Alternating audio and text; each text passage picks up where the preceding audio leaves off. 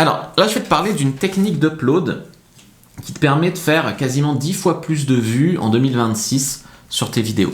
Parce que si tes vidéos ne décollent pas dès le départ, alors elles peuvent décoller plus tard, ne me fais pas dire ce que j'ai pas dit, mais généralement, il y a quand même, surtout sur les chaînes qui ont des abonnés. Une chaîne qui a peu d'abonnés qui se lance, c'est différent.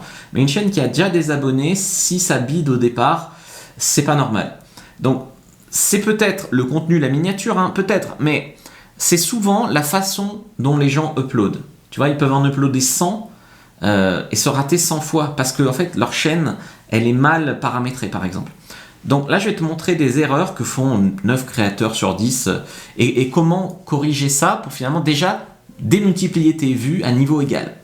Donc déjà, tu as des gens qui uploadent sur l'appli mobile.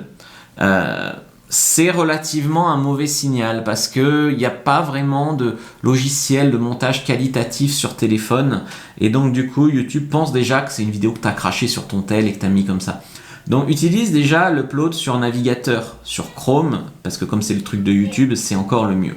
Donc là tu as un YouTube Studio en fait qui est pas mal.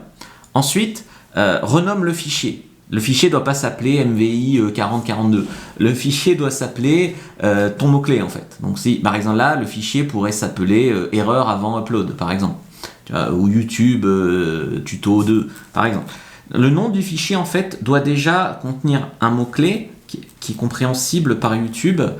Comment avoir plus de vues sur YouTube ou des choses comme ça. Parce que ça doit résonner avec le titre si tu veux. C'est déjà, surtout au début, un élément qui aide l'ordinateur, l'algorithme, à savoir de quoi tu parles. Ensuite, tu as des catégories.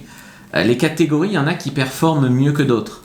Si tu ne sais pas à quelle catégorie t'appartient vraiment, tu mets people et blog, tu mets divertissement, mais tu peux aller voir par exemple les catégories dans ta niche que les créateurs mettent et mettre celle qui revient le plus. Parce que déjà, se planter sur la catégorie de chaîne, c'est déjà pas malin, quoi.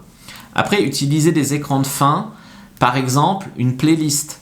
Comme ça, le spectateur peut regarder plusieurs de tes vidéos à la fois. Donc, ce qu'il faut que tu fasses, en fait, c'est une playlist par thème.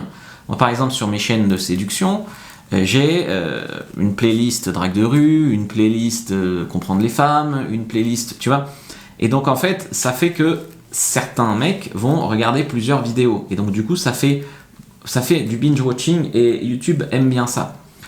Ensuite, il faut jamais publier immédiatement. C'est-à-dire, tu arrives, tu mets ta vidéo, tu cliques sur publier, tu t'en vas.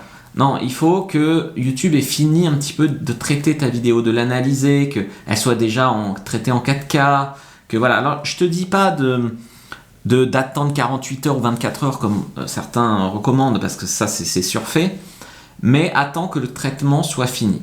Okay. Et ensuite, la programmation automatique, alors ça, je sais pas pourquoi, mais j'ai remarqué que programmer sa vidéo, ça faisait moins de vues que quand je la publiais manuellement. Je peux pas t'expliquer pourquoi, c'est leur réglage, mais j'observe des baisses quand je procède d'une manière ou d'une autre. Donc je t'ai préparé un cours gratuit sur progresser sur YouTube, plus de vues, plus d'abonnés, donc plus d'argent. Premier lien dans la description de la vidéo, lien en commentaire épinglé. Et puis également, tu peux regarder pour ma formation YouTube Momentum, qui est totalement complète, qui te parle du réseau social YouTube, mais aussi des autres réseaux sociaux. Jette un œil.